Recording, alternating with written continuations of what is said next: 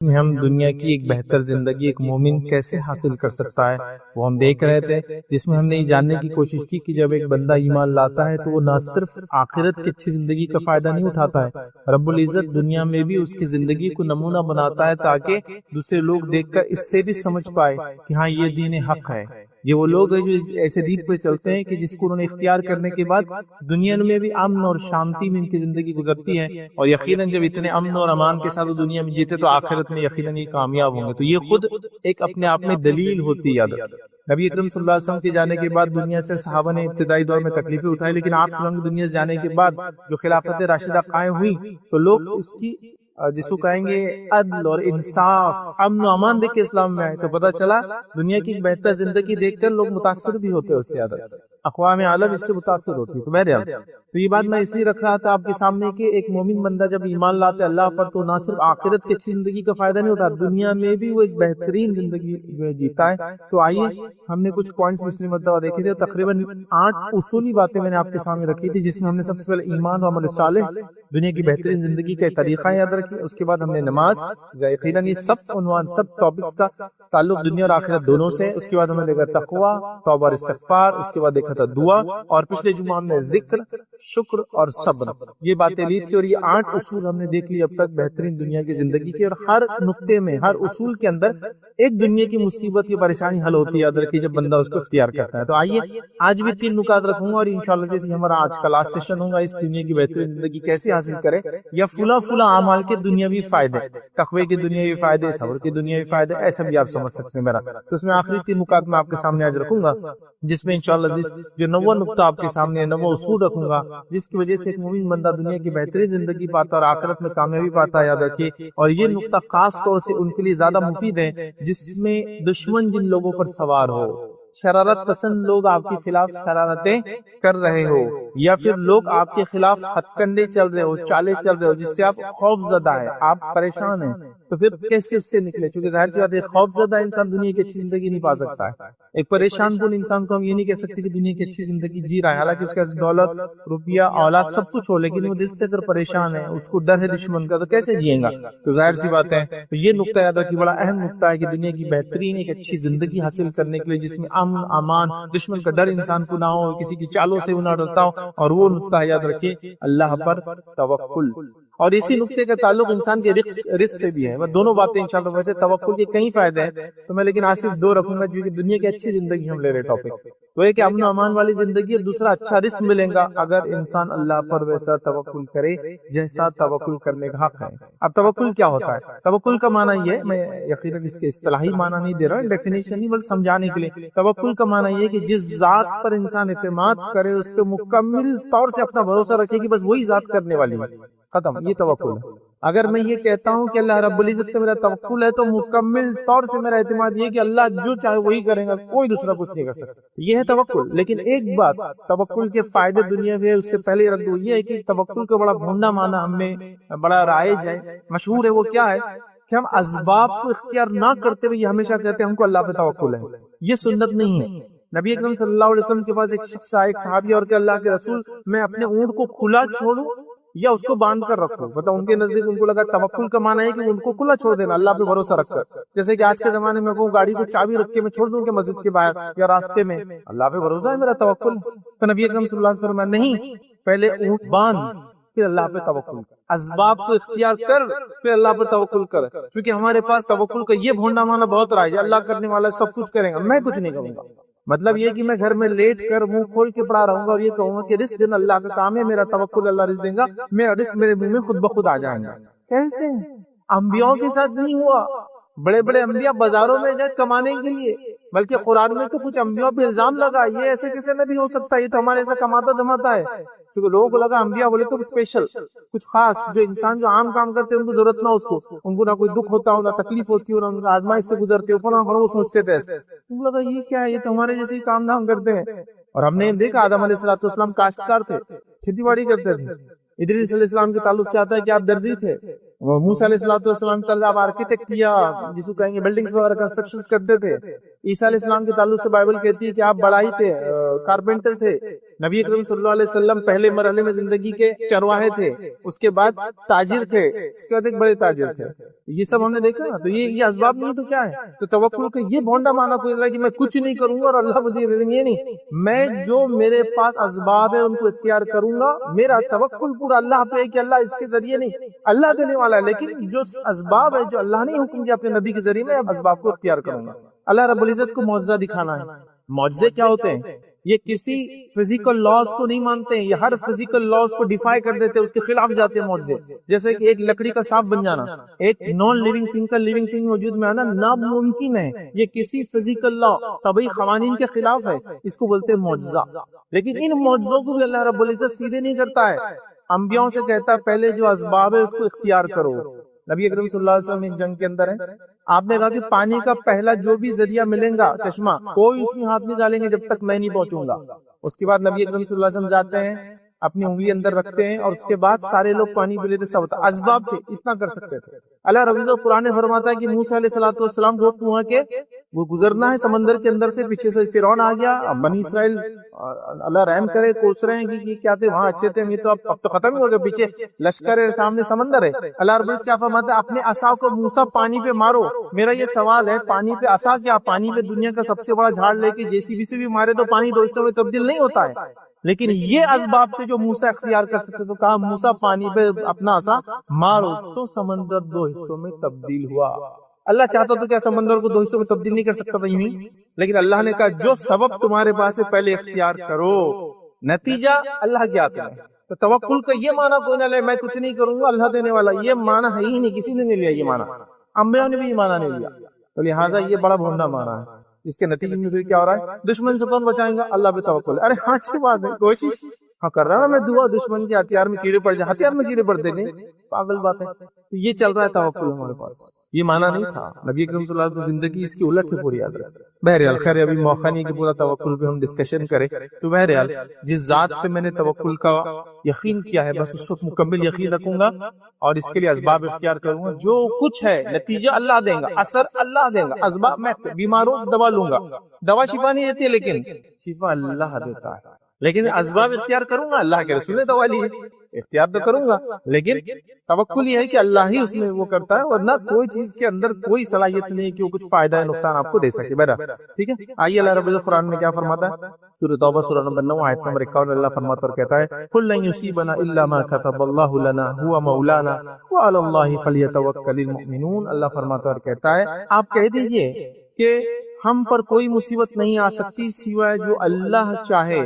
کوئی مصیبت ہم پہ نہیں آ سکتی سوائے جو اللہ چاہے. پھر اللہ نے فرمایا اور کہا وہی ہمارا سرپرست ہے اور مومنوں کو اللہ ہی پر توکل کرنا چاہیے.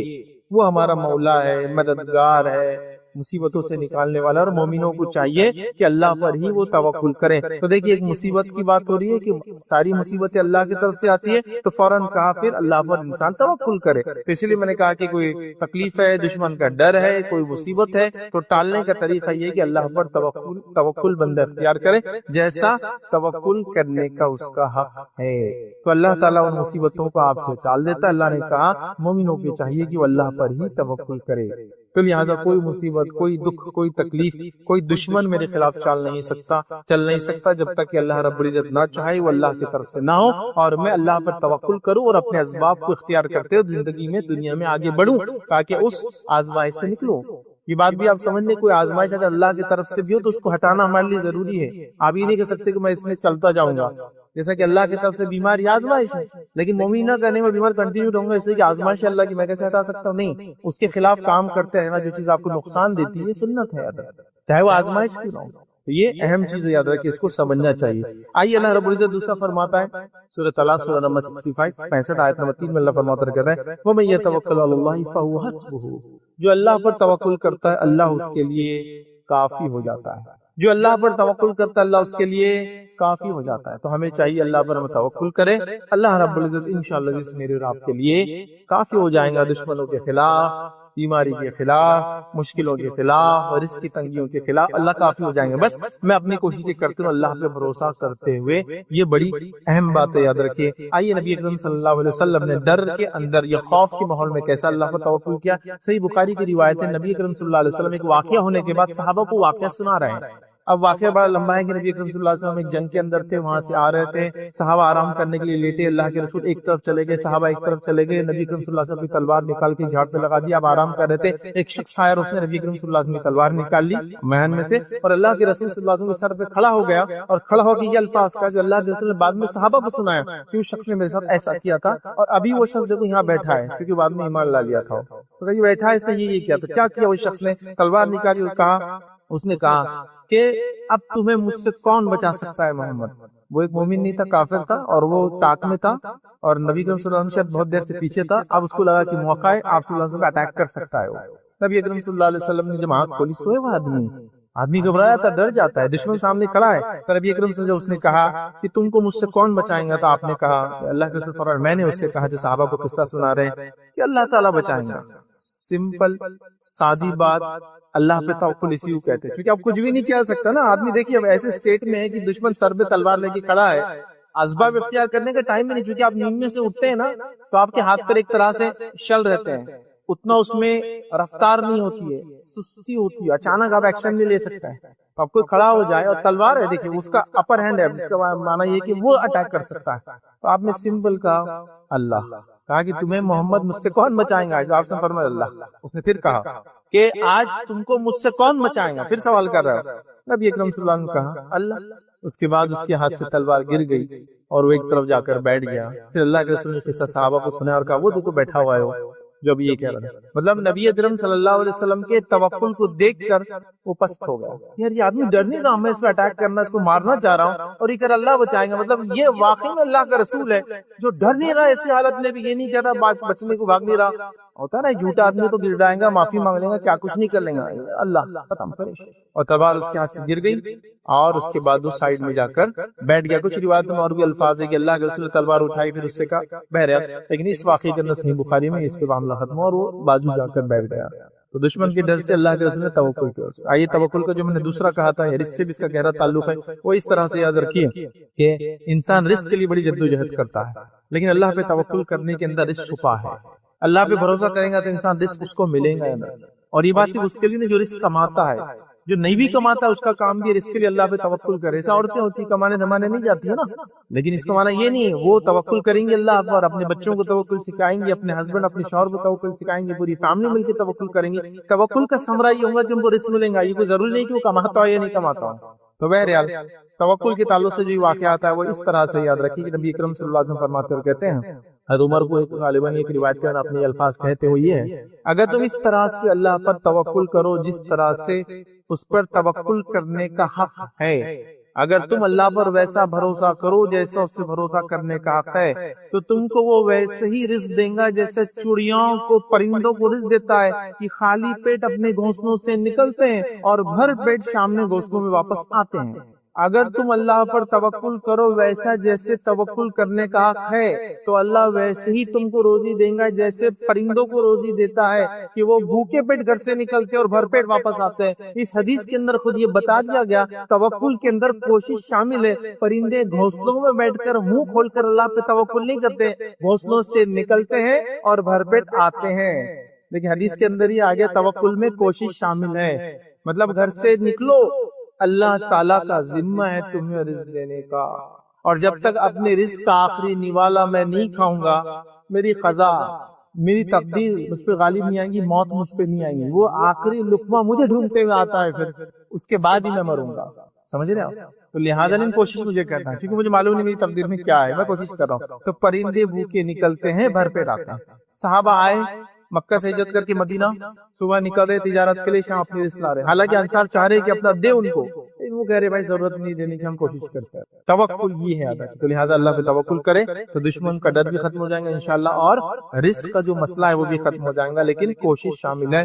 معاملہ یہ ہے آج کل کی میں اٹھ کے عصر میں جا کے بزنس کھولوں گا، پھر کہوں گا عشاء تک کوئی تجارت نہیں ہو رہی ہے، بزنس میں برکت نہیں آ رہی ہے، رزق میں تنگی ہو گئی ہے، شاید پڑوسی نے جادو کر دیا ہے. واہ واہ واہ، کوئی جن بت میرے پیچھے لپٹ گیا، واہ واہ، مطلب جن بتوں کو کوئی دوسرا کام ہی نہیں، جادوگروں کو کوئی کام ہی نہیں ہے، بس دن رات بس آپ کے پیچھے لگے ہوں، بس آپ کو برباد کرے، آپ کی تجارت برباد کرے۔ بھائی ان کے بھی کام دھندے، بیوی بچے، جن وغیرہ ہمارے جیسی مخلوق ہے، بیوی بچے، شادی بیاہ سب کچھ ہے ان کا، ان کے بھی مسائل ہیں، ہوتے ہیں ان میں شرارتیں، اتنا کہ ہر آدمی تو ہی ہے، بزنس نہیں چل رہا کچھ تو بھی کرنی ہے، کرنی نہیں ہے، یہ تیری سستی اور کاہلی کو مطلب جس کو بولیں گے نا ایک اسکیپ گوٹ بچنے کے لیے بیچارے جن اور جادوگروں کو بدنام کرنے، ٹھیک ہے کچھ لوگوں بھی ہو سکتا میں انکار نہیں کرتا ہوں، لیکن ہر دوسرا نہیں بول رہا، ہر دوسرا مطلب میں صبح 12 بجے اٹھوں گا اور کہوں گا صحت برباد ہو رہی ہے، تو صحت اچھی رکھنے کے لیے صبح اٹھنا پڑتا ہے، فجر سے پہلے اٹھنا پڑتا ہے، فجر پڑھنا پڑتا ہے، تھوڑی واکنگ کرنا پڑتا ہے، تھوڑا چلنا پھرنا پڑتا ہے، اچھا کھانا تو صحت رہتی۔ 12 بجے اٹھ کے بول رہے ہیں اب آپ 4 بجے سو کر کے صحت خراب ہو رہی، صحت کا آپ کی ہر چیز برباد ہونی، صحت بھی خراب ہوگی، تجارت بھی برباد ہوگی، امن و امان بھی برباد ہوگا، چونکہ حدیث میں الفاظ ہے جو فجر کی نماز پڑھتا ہے اللہ کے امان میں آ جاتا ہے، اللہ کی سیفٹی میں آ جاتا ہے، فجر نہیں پڑھا تو سیفٹی سے باہر چلا گیا آٹومیٹک۔ بہرحال کوشش ضروری ہے، تو توکل اثر ہے۔ 10واں اصول جو آج ہم دیکھیں گے، یاد رکھیے، جو دنیا کی بہترین زندگی کے لیے وہ اصول یاد رکھیے، قناعت پسندی۔ قناعت پسندی کا معنی ہوتا ہے جو مال میرے پاس ہے، جو ریسورس میرے پاس ہے، میں اس پر مطمئن ہوں، بس اطمینان ہے میرا، بہت ہے میرا، جو بھی میرے پاس، بولتے ہیں قناعت پسندی، مطلب مال و دولت اور اسباب کی کمی کے بعد بھی انسان کہے کہ الحمدللہ سب کچھ اچھا چل رہا ہے۔ کوشش کرتے رہنے کا الگ بات ہے، وہ شکر میں ہم نے سب دیکھ لیا، اس میں بھی کوشش تو کرتے رہیں گے کہ حالت بدلے، وہ ایک الگ بات ہے، لیکن ابھی سچویشن پہ ہم الحمدللہ مطمئن جیسے گزر رہے ہیں اور اللہ کا شکر ادا کرتے ہوئے آگے بڑھتے رہیں گے انشاءاللہ۔ تو قناعت پسندی، کم مال میں خوش رہنا، یہ عنوان، یہ ٹاپک بڑا اہم، یاد رکھیے، کم مال میں انسان خوش رہے، کم ریسورسز میں خوش رہے، کیونکہ آج کل بڑوں اور بچوں میں خاص طور سے جو ریلز اور شارٹس کی عادی ہے، وہ ایسی ایسی چیزوں کو دیکھتے ہیں جس پر ان کی قناعت پسندی ختم ہو گئی ہے، بلکہ اپنے ماں باپ سے سوال کر رہے ہیں بھائی میرے پاس یہ کیوں نہیں ہے، وہ بچہ کیسے یہ چیز استعمال کر رہا ہے، تو وہ قناعت والا مادہ نکل گیا۔ اور قناعت پسندی کو صحابہ اس معنی تک لیتے تھے کہ کئی صحابہ کو جب اللہ کے رسول سے زندگی میں کہا کہ اللہ کے رسول کو ایک نصیحت کیجیے تاکہ میں زندگی بھر اس کو تام لوں، تو کہا کسی کے سامنے ہاتھ مت پھیلانا، کسی سے مت مانگنا، جو دوسروں کے پاس ہے اس سے بے نیاز ہو جانا، جو ہے سیٹسفائیڈ۔ آج کل وہ جو میں نے کہا نا، یہ دور ہے، دنیا میں کیا ہو رہا ہے وہ دکھ رہا ہے ہر جگہ سے، تو آدمی قناعت پسندی کے خلاف ناشکری کلمات ادا کر رہا ہے، قناعت کے خلاف بچے بڑوں سے سوال کر رہے ہیں، ان کا بچہ یہ کرتا ہے تو بھائی میری سچویشن بیٹا یہ ہے، تم اس کے اعتبار سے بات کرو، نہ بڑوں کو سمجھنا، چھوٹوں کو سمجھنا، بیوی کو سمجھنا، شوہر کو سمجھنا۔ کبھی مرد بھی ایسے ہوتے ہیں جو بھکاری ہوتے ہیں، بیوی کے گھر والوں سے منگا رہے ہیں، اور ان کا مسئلہ قناعت پسندی کا۔ کبھی عورتوں کا معاملہ ہے کہ شوہر لا کر دے رہا ہے لیکن وہ سرٹیفائڈ نہیں، میری بہن تو ایسا جیتی ہے، تو تمہارا بھائی تو ایسا جی رہا ہے، ہمارا پڑوسی تو 2 چاک سے 4 چاک مطلب 2 ویلر سے 4 ویلر چلا گیا ہے، ایک چھت سے دوسری چھت پڑ رہی ہے، اپنی تو ابھی تک 3 کی چل رہی ہے، تم سود پہ پیسہ نہیں لے سکتے کیا، تم بھی رشوت لو، رشوت کیا وہ حلال ذریعہ انکم کا، وہ بھی ہم اس لیے کہ الگ الگ خیاس آ رہی ہیں، اپنی دلیلیں، اور بس قناعت کے خلاف۔ یاد رکھیے گا ایسا کرپٹ معاشرہ پھر ہم دیکھ رہے، اس سے کوئی انتہا نہیں، تو لہٰذا ہم قناعت پسند بنیں گے، جو کچھ اللہ نے دیا مال و دولت نعمتیں اس پہ اپنے مطمئن رہیں گے اور شکر ادا کریں گے اور آگے بڑھتے رہیں گے، یاد رکھیے، ٹھیک ہے۔ کم مال میں خوش رہنا، اس کو ہم کہیں گے قناعت پسندی ہے۔ صحیح مسلم کی روایت ہے، اللہ کے رسول صلی اللہ علیہ وسلم نے کہا تم اس شخص کی طرف دیکھو جو دنیا کے اعتبار سے تم سے کمتر ہو، اور اس شخص کی طرف مت دیکھو جو دنیا کے اعتبار سے تم سے بڑا ہوا ہو، کیونکہ اس طرح تم اللہ کی نعمتوں کو حقیر نہیں سمجھو گے۔ مطلب قناعت پسندی اختیار کرنے کا طریقہ یہ ہے کہ اپنوں سے نعمتوں میں کم لوگوں کو دیکھنا، اپنے سے نعمتوں میں زیادہ لوگوں کو نہیں دیکھنا چاہیے، اس سے قناعت پسندی آ جاتی ہے۔ جیسا اگر میں یہ کہوں کہ میرے پاس تو کوئی گاڑی ہی نہیں یار، اس کو دیکھو 2 ویلر پہ گھوم رہا ہے، تو میں نے اس کو نہیں دیکھنا جس پہ 2 ویلر پہ گھوم رہا ہے، میں نے اس کو دیکھنا جس کو اللہ نے پیر بھی نہیں دیا، اور کہنا الحمدللہ اپنے کو پیر ہے اپن چل سکتے ہیں، تو اس سے آتی ہے قناعت پسندی۔ اب ناشکری کیسے آ رہی ہے، اس کے پاس تو 2 ویلر، اس کے پاس 4 ویلر، اس کے پاس فلاں ہے، میں کیسے رہوں گا، بس پھر وہ ناشکری شروع ہو جاتی ہے۔ تو اللہ کے رسول طریقہ بتا رہے قناعت پسندی اختیار کرنے کا، تم دنیا کی نعمتوں میں، دنیا کیا دین میں نہیں کہا، دین میں ہم کو اوپر والوں کو دیکھنا ہے، دنیا میں ہم کو نیچے والوں کو دیکھنا ہے، ہمارا اصول پورا الٹا ہے، ہم دین میں اپنے سے نیچے والوں کو، جیسا کوئی بولے بھائی 5 وقت نماز پڑھو، ارے فلاں مولوی صاحب کا بچہ 3 وقت پڑھتا، ہم تو 4 وقت پڑھتے، اس سے زیادہ ہے۔ دین میں اپنے سے نیچے والے کیوں دیکھ رہے ہیں، ہم اپنے سے اوپر، وہ 5 وقت پڑھ کے تہجد پڑھتا ہے، وہ میرا آئیڈیل ہے، میرے کو اس سے آگے جانا ہے، اور دنیا میں اپنے سے پیچھے والے کو دیکھنا ہے۔ تو ہمارے پاس دین میں اپنے سے پیچھے والے کو، ہاں فلاں اتنے بڑے مولوی ان کی بیوی پردہ نہیں کرتی تو ہماری بیوی نہیں کرتی، اس کو آپ نے اپنے لیے دلیل بنایا، جو کمتر ہے ایمانی اعتبار سے بولیں گے یا اسلامی عمل کے اعتبار سے. تو ایمانی مطلب اسلامی اعتبار سے آپ دین میں اپنے سے اوپر والوں کو دیکھیں، دنیا اپنے سے نیچے والوں. تو یہاں پہ اللہ جیسے بتا رہے ہیں کہ تم نیچے والوں کو دیکھو. اس سے قناعت پسند آتی ہے، اس سے نعمتوں پہ اللہ انسان شکر کرتا ہے کہ الحمدللہ جو کچھ ہے یہ کافی میرے لیے، یاد رکھے. اسی طرح جامع ترمذی کی روایت ہے، نبی کریم صلی اللہ علیہ وسلم فرمایا اور کہا جو شخص اس حالت میں صبح کرے، اور سے سنیں، اور جو لوگ میری بات انٹرنیٹ کے ذریعے سنیں گے اس میں سے ایک بھی انسان ایسا نہیں جو اس حالت سے نہیں گزر رہا ہو، سب کو یہ بینیفٹ فائدہ مل رہا ہے. سنیے، جو شخص اس حالت میں صبح کرے کہ تندرست ہو، پہلا پوائنٹ اس حالت میں صبح کرے کہ تندرست ہو، صحت مند ہو. دوسرا فرمایا اپنے آپ میں امن میں ہو، ماحول میں امن اور شانتی سکون ہے. تو پہلا تندرست ہو، صحت ہے. دوسرا امن ہے، سماج کے اندر، ماحول میں، گھر میں امن امان کے اندر ہو. اور پھر فرمایا اور اس کے بعد ایک دن کی خوراک ہو، تو گویا اللہ تعالیٰ نے پوری دنیا اس کے لیے جمع کر دی. کتنے چیزیں ہیں تو آپ کو مطمئن ہونا چاہیے. جب آپ نیند سے اٹھے تو آپ کے پاس صحت ہے، آپ کے پاس جو ماحول میں اٹھے امن و امان ہے، سکھ شانتی اس کو بولتے ہیں عام زبان میں، امن و امان ہے. اور اس کے بعد آپ جب ایک دن کی خوراک ہے تو آپ کو اللہ نے ساری نعمتیں جمع کر دی اس دن کے لیے. اس دن آپ کے ساری نعمتیں ہیں، کل نعمتیں جو ہو سکتی ہے. یہ حدیث میں سمجھتا ہوں جو میری بات کو سن رہا ہے، انٹرنیٹ یوز کر رہا ہوں، اتنے پیسے تو انٹرنیٹ ہے، فون ہے، مطلب اس کا یہ نعمتیں آلریڈی ہے. اس لیے کہہ رہا ہوں یہ سب نعمتیں ہر کسی کے پاس ہے جو میری بات کو یہاں سنتا ہے، آن لائن سنے گا. اس کے بعد بھی ہم سب ناشکر ہیں. میں کہہ رہا ہوں نا، آپ کو اچھی چیز چاہیے، آپ اس کے لیے کوشش کیجئے. اسلام منع نہیں کرتا ہے، لیکن جو حالات ہے اس پہ ناشکری مت کیجیے، اس میں شکر گزاری کیجئے، اس کے لیے کوشش کیجئے. پھر آپ تو یہ تین چیزیں جمع ہو جائے. تین چیزیں ہیں میرے اور آپ کے پاس، ہم سب کے پاس ہے جو میری بات کو سن رہے ہیں. پھر کیسے ہم ناشکرے ہو سکتے ہیں؟ کتنے لوگ ہیں جو صبح اٹھ رہے ہیں تو ان کے پاس صحت ہے، کتنے لوگ ہیں جن کی صحتیں سیکنڈوں میں تبدیل ہو رہی ہے. کیسے؟ گاڑی میں بیٹھے تھے، گاڑی کا ایکسیڈنٹ ہو گیا، ایک سیکنڈ میں صحت سے بیماری. اب کیا آزاد ہوتے اور کیا آزاد جسم سے الگ ہو گئے اور کیا علاج شروع ہوں گے. لانگ ٹرم پروسیس، سالوں سال علاج چل رہے تھے. تو آپ کو تو صحت ہے نا آج، آپ بہت شکر ادا کیجیے کہ اللہ نے آج مجھے صحت کے ساتھ رکھا. اس کے بعد امن و امان ہے الحمدللہ. ہم جس ملک میں بستے عمومی اعتبار سے ہم امن و امان میں رہتے ہیں الحمدللہ. شکر منائیے کہ اللہ نے امن و امان میں رکھا. اور تیسرا کھانے کے لیے آج ہے، شکر ادا کیجیے، شکر ادا کیجیے اللہ. اور میں تو اپنے تقریر میں بار بار کہتا ہوں، جو شخص، وہ شخص مالدار ہے آج کے زمانے کا، جو شخص آج جو اب کھانا چاہتا ہے اس کے پاس اتنے پیسے کہ اپنی چوائس کا کھانا کھا سکتا ہے. اس سے بڑی نعمت اللہ نے کوئی نہیں دی، کچھ نہیں دیا. آج کہ اپنے چوائس کا کھانا آج کھا سکتے. اتنے پیسے اگر آپ کے پاس ہے یا ایسے حالات ہے، پیسے نہیں ہے لیکن آپ جنگل میں جو چاہے کھا سکتے ہیں نا، پیسے نہیں ہیں. ایسے حالات اللہ نے اگر دیے کہ آج آپ وہ کھا سکتے ہیں جو آپ پسند کرتے ہیں یا چاہتے ہیں، یا اس کے پیسے، مطلب اللہ نے سب کچھ دے دیا آپ کو. عام زبان میں کہہ رہا ہوں آپ کو، موٹی بات. تو آج ہم میں سے ایسا کوئی شخص نہیں ہے. آج کل تو حالات باہر کے کھانے کی چل رہے ہیں، سب ہر چیز آدمی پسند کی کھا رہا ہے. اس سے زیادہ ہمیں کیا چاہیے؟ اور اس پہ شکر گزاری بڑھنے کے بدلے ناشکری کا گراف بڑھتے ہی چلا جا رہا ہے. یہ تھوڑی ملا خالی سٹارٹرز ملے، 3 سٹارٹر 3 ملے تو خالی 3 سے کیا ہوتا، 5 ہونا، 5 ملے تو خالی 5 سے کیا ہوتا، 10 ملنا. اس کے بعد گریویز اتنے ہونا چاہیے تھے، اس سے کیا ہوتا فلاں. اس کے بعد میٹھا ہونا، میٹھے کے ڈیزرٹس کے اتنے ٹائپ ہونا، اس کے اندر فلاں ہونا، اس کے بعد فلاں ہونا، اس کے پہلے کے لوازمات، اس کے بعد ہی مطمئن نہیں کہہ رہا کہ ہلکٹ لوگوں کی شادی تھی، ہلکٹ لوگوں کہاں اتنا کرتے کہ ہم نے تو اتنا کیے تھے، فلاں تو اتنا کر رہا ہے. چونکہ وہ نعمتوں میں اوپر والوں کو دیکھ دیکھ کے حالات ایسی ہو چکی ہیں. کبھی راستے سے گزریے، کسی کھیت میں بیٹھے ہوئے انسان کو دیکھیے، وہ ہاتھ میں کڑک، مطلب پلیٹ بھی نہیں اس کے پاس، کڑک روٹی ہوتی ہے، جوار، باجرا یا پرانی روٹی جو کڑک ہو جاتی ہے تو پلیٹ بن جاتی ہے ایک طرح سے.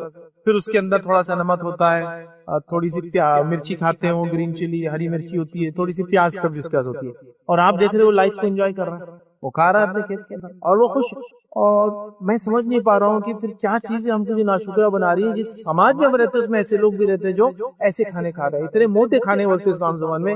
کوئی نفاست دکھ رہی اس کھانے میں، پکانے میں کوئی دکھ رہا؟ ہمارے نفاست کھانا اور ناشکری کا عالم بہرحال سے گنوا بھی نہیں سکتا. اب تو حال یہ کھانے پینے کا ہم لوگوں کا کہ جس جگہ سے چاول آ رہا وہاں کے ڈرم بھر کے پانی بھی آ رہے، بولے اس میں اچھا بنتا وہ چاول، وہ بریانی بننا ہے تو پانی میں وہاں کا آنا ہے جہاں کا چاول. یہ لیول آف کیا بولتے ہیں ڈیلیکیسی جس کو بولیں گے، ایک نفاست کا ایک نیکسٹ لیول. جانوروں کو ہم بولے پال کے رکھتے ہیں 2 سال، کاجو بادام کھلاتے ہیں، پھر اس کو پکاتے ہیں، پھر 4 دن میرینیٹ کرتے ہیں، 3 دن گڈھے میں ڈالتے ہیں، 4 دن اوپر لٹکاتے ہیں، پھر بن کے آتی فلاں چیز آپ کے سامنے، ہاتھ لگاؤ تو ہڈی سے گوشت یوں گر رہا ہے، یہ بولتے ہیں کھانا۔ اس کو بولتے ہیں آپ نفاست، اور نفاست میں چلے گئے۔ موٹا کھانا کیا ہے؟ سبزی کو توڑا، روٹی کو بنایا اور کھا لیا، اس کو بولتے ہیں موٹا اور سادہ کھانا۔ وہ لوگ آپ دیکھ رہے ہیں جو ایسے کھانے کھا رہے ہیں، اس کے بعد بھی ناشکری جو اللہ نے دیا اس میں، سبحان اللہ، ٹو مچ۔ اسی لیے ہمارے زندگیوں میں پھر امن نہیں، امان نہیں، سکون نہیں ہے، کچھ بھی نہیں ہے، اس لیے کہ ہم لوگ ناشکر جو ہے۔ آخری پوائنٹ جو آج ہم دیکھیں گے، یاد رکھیے، وہ یہ یاد رکھیے، جو کہ 11واں پوائنٹ ہوگا ہمارا، کہ امن و امان، اچھی زندگی دنیا میں پانے کے لیے وہ یاد رکھیے، دوسرے مسلمان یا دوسرے انسان کی پریشانی کو دور کرنا، دوسرے مسلمان اور دوسرے انسان کی پریشانی کو دور کرنا، یہ بھی دنیا میں امن لاتا ہے، امان لاتا ہے، سکھ اور شانتی لاتا ہے، آپ کی دعائیں قبول ہوتی ہیں، آپ کی مدد کی جاتی ہے، آپ کے رزق میں اضافہ کیا جاتا ہے، کئی فائدے اس کے ملتے ہیں۔ لیکن اس بات کو کیسے، مطلب میں تو یہ پوائنٹ کو رکھ رہا ہوں، کیسے سمجھاؤں، جبکہ ہر آدمی یہ پلان کر رہا ہے کہ پڑوسی کو تکلیف کیسے دینا ہے۔ یہاں تو کہا جا رہا ہے کہ ایک مسلمان کی مدد تمہارے لیے فلاں فلاں فائدے دیں گے۔ چلیے پہلے وہ مدد کیا ہے، کیا فائدے ہوں گے؟ میں رکھتا ہوں، دنیا میں دکھ اور پریشانیاں بہت لوگوں کو ہیں، آپ ان کے مسائل کو حل کیجیے، اللہ آپ کے مسئلے حل کریں گا۔ نبی اکرم صلی اللہ علیہ وسلم فرماتے ہیں، مستد احمد کی روایت آپ نے فرمایا، جو شخص یہ چاہتا ہے کہ اس کی دعا قبول کی جائے، کیا فرمایا؟ جو شخص یہ چاہتا ہے اس کی دعا قبول کی جائے، ہر شخص چاہتا ہے اس کی دعا قبول، جو شخص یہ چاہتا ہے اس کی دعا قبول کی جائے اور اس کی پریشانی دور کی جائے، ہر آدمی چاہتا ہے اس کی پریشانی دور ہو، تو جو شخص یہ چاہتا ہے اس کی دعا قبول کی جائے، اس کی پریشانی دور کی جائے، تو وہ تنگ دست اور پریشان انسان کی جو ہے مدد کرے۔ تنگ دست اور پریشان انسان، تنگ دست ہاتھ میں کچھ نہیں ہے، تنگ دست فارسی میں اسی کو بولتے ہیں، ہاتھ میں کچھ نہیں ہے، پیسہ سمجھو، روپیہ نہیں ہے، پیسہ نہیں ہے، اب تنگ دست میں آپ طاقت نہیں بھی لگا لیجیے، جو بھی ہے۔ تنگ دست انسان کی جو مدد کرتا ہے، پریشان مطلب آدمی کو پیسہ بھی ہے لیکن پریشانی ہے، بچے نے کچھ کر دیا، فلاں ہوگا، پیسہ دو لیکن پریشانی میں آگے نا آپ کو، تو تنگ دست اور پریشان کی مدد کرے تو تم کو 2 فائدے ملیں گے، تمہاری دعا قبول کی جائیں گی، تمہاری پریشانی دور کی۔ ابھی تو ہم لوگوں کے لیے پریشانی بنے ہوئے ہیں، ہم لوگوں کو ستانے کی وجہ بنے ہوئے ہیں، ہم لوگوں کی تنگ دستی کی وجہ بنے ہوئے ہیں، ہم لوگوں کی پریشانی کی سب سے بڑا سبب ہے۔ چھوٹی سے لے کے میں بات بڑی تک بتا سکتا ہوں، مثالوں پہ مثالیں دے سکتا ہوں یہاں سے۔ تو پھر اللہ کی مدد کیسے آئیں گی؟ جب دوسرے مسلمان اور دوسرے انسان کو آپ تکلیف پہنچاتے، چونکہ میں نے کہا کسی مسلمان اور انسان کی مدد کرنا یہ اصول ہے، انسان بھی اس میں آتا ہے، کیونکہ جب تنگ دست کی بات ہو رہی ہے تو مسلم تنگ دست نہیں کہا گیا، پریشان کی بات کی گئی تو مسلم پریشان حال نہیں کہا گیا، تنگ دست اور پریشان کوئی بھی ہو سکتا ہے۔ دوسری کی روایت یاد رکھیں، اس میں یہ الفاظ کہ نبی اکرم صلی اللہ علیہ وسلم نے فرمایا، کہا ایک صحابی تھے، سعد بن وقاص رضی اللہ عنہ، تو سعد بن وقاص رضی اللہ عنہ کو ایسا لگا کہ جو اللہ نے مال و دولت دی ہے، صحت و تندرستی دی ہے، وہ افضل ہے دیگر لوگوں سے جو کمزور ہیں کسی بھی اعتبار سے، ایک ایسا ان کو لگا۔ تب نبی کریم صلی اللہ علیہ وسلم نے ایک بات کہی کہ میرے لیے جو ہے ضعیف اور کمزور لوگوں کو ڈھونڈو، میرے لیے ضعیف اور کمزور لوگوں کو ڈھونڈو۔ کیوں کہ تم اپنے کمزوروں کی وجہ سے رزق دیے جاتے ہو اور مدد کیے جاتے ہو، کیوں تو تم اپنے کمزوروں کی وجہ سے رزق دیے جاتے ہو اور مدد کیے جاتے ہو۔ تو ایک ہے دعا قبول ہوتی ہے، پریشانی دور ہوتی ہے انسانوں اور مسلمانوں کی مدد کرنے سے۔ تیسرا پتہ چلا ہم کو یہ ہے کہ وہ اپنے جو کمزوروں کی مدد کرنے سے ہمیں رزق دیا جاتا ہے، اور چوتھی بات ملے گی ہماری مدد کی جاتی ہے، مطلب ہماری پریشانی دور ہو جائیں گے اس مدد کی وجہ سے۔ تو کمزوروں اور ضعیفوں کی تو مدد کرنا ایک مسلمان کو، جبکہ مسلمان اگر کمزور اور ضعیفوں کو ٹارگٹ کر رہا ہے، طاقت میں کمزور ہے تو اس کو دبا دو، پیسے میں کمزور ہے تو اس کا استعمال اور استحصال جس کو بولتے ہیں، ابیوز کرو، اس کا ابیوز سمجھتے ہیں نا، کسی کا مس یوز، مطلب ایک انسان ہے اس کا بھی انسان نہ سمجھے۔ کیوں؟ انسانوں تو ایسے ظلم کی ایک دوسرے پر، کیا بتائیں، رنگت کی وجہ سے کتنا ظلم کیا خالی انسانوں نے ایک دوسرے پر، کیوں تو بولے فلاں رنگ سے کمزور ہے۔ 1960 میں جو ملک آج دنیا کو کہہ رہا ہے کہ ہم دنیا کو امن، امان، شانتی، سکھ، سمردھی، ترقی فلاں دیں گے، 1960 میں ان کے پاس رہنے والے بلیکس کو امن و امان ملا اور ان کو انسان ہونے کا درجہ ملا، ورنہ حالت یہ تھی کہ اگر آپ کو ٹوائلٹ کو بھی جانا ہے پبلک تو کلرڈ ٹوائلٹ الگ ہوتے تھے اور گوروں کے الگ ہوتے۔ کلرڈ کا معنی ہے بلیکس، تو اس کو لکھتے تھے کلرڈ ٹوائلٹ، مطلب جو کلر والے ہیں، کلر سے بتا تو الگ الگ کلر نہیں ہے، اس کا معنی ہے جو بلیکس ہیں۔ تو بلیکس اور براؤنز جو ایشینز اور افریکنز تھے ان کے لیے ٹوائلٹس الگ ہوتے تھے امریکہ میں، اور گوروں کے لیے الگ ہوتے، وہ اتنے کم ہوتے تھے کہ اگر ایک آدمی کو جو بلیک ہوتا تھا یا ایشین ہوتا تھا اگر ٹوائلٹ جانا ہے تو اس کو پوری بلڈنگ چھوڑ کے دوسری بلڈنگ میں جا کے وہ ٹوائلٹ استعمال کر کے آنا، چونکہ اس کے لیے کامن ٹوائلٹس کا استعمال درست نہیں تھا۔ یہ وہ ملک ہے جو آج ہم سے کہہ رہا ہے کہ ہم دنیا کو آزادی اور ترقی دیں گے، جس نے 1960 تک ہم کہہ سکتے ہیں یا اس کے پہلے تک ان لوگوں کو ترقی نہیں دی جو ان کے پاس ایک بڑی آبادی تھی بلیکس۔ وہ آج دنیا کو آزادی دینے کے لیے پورے دنیا میں نکلے ہیں، اور آزادی بھی اتنی بہترین ڈھنگ سے دیتے ہیں کہ ہم لوگوں کو آزادی تحفہ دے کر دیتے ہیں، وہ آپ کے ہاتھ میں بم رکھ کے آپ کو آزادی دیتے ہیں، نہ آپ بچیں گے نہ کچھ، تام امان میں آ گئے ہمیشہ کے لیے۔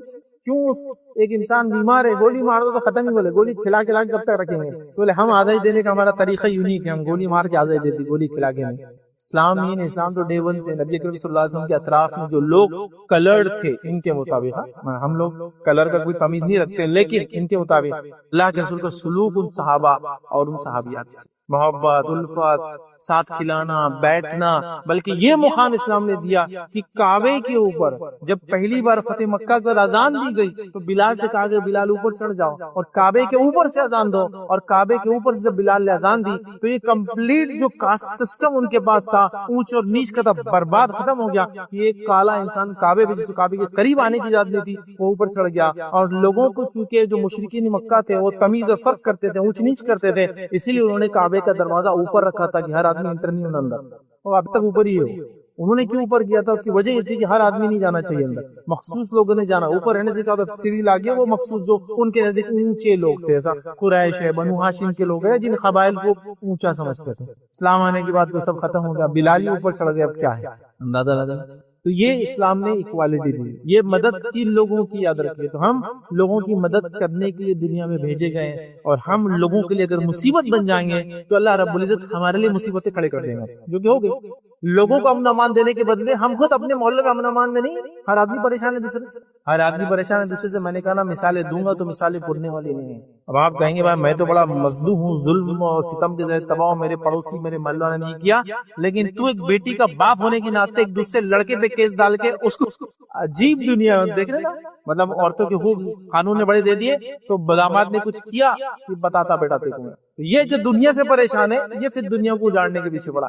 ہر آدمی صرف دوسرے کو تکلیف دینے کا سوچ رہا ہے، نتیجتاً نہ مدد آ رہی ہے، نہ اللہ کی طرف سے رزق مل رہا ہے، نہ ہم لوگ وہ کام کر پا رہے جس کے لیے ہم بھیجے گئے۔ ہم سب کو ایک دوسرے کے حقوق دینا ہے، بس کچھ نہیں تو یہ تو سوچ لو کہ میرے سے بس کسی کو تکلیف نہ ہو، بس ختم۔ مطلب میں کسی کے لیے اچھا کچھ نہیں کر سکتا ہوں، میرا مزاج ایسا ہے کہ میں جا جاؤں گا فتنہ کر دوں گا، تو کم از کم منہ بند رکھو۔ یہ بھی خیر کا پہلو ہے کہ بھائی منہ کھولے گا تو فتنہ ہوں گا، میں نے منہ بند رکھ کے تم کو فائدہ دیا آج۔ تو اپنے شر سے کسی کو محفوظ رکھے۔ اللہ کے رسول نے ایک روایت میں یہ بھی الفاظ کیے تھے، صدقے کی ایک قسم یہ بھی ہے کہ ایک انسان اپنے شر سے دوسروں کو محفوظ رکھے، بس یہ بھی ایک صدقہ ہے کہ میں نے شر نہیں کیا، یہ بھی صدقہ ہے۔ تو کہوں گا کم از کم اس درجے میں چلے جائیے کہ دوسروں کو اپنی سے تکلیف مت دیجیے، تو یہ بھی ایک صدقہ بھی مل جائے گا اور دنیا بھی اچھی ہو جائے گی، آخرت بھی انشاءاللہ اچھی ہوں گی۔ تو یہ 11واں اصول تھا، اور اسی پہ انشاءاللہ اپنی بات کو ہم ختم کریں گے۔ 11 اصول ہم نے دیکھے ان 4 خطبوں کے اندر کہ دنیا کی اچھی زندگی چاہیے تو یہ کرنا ہے۔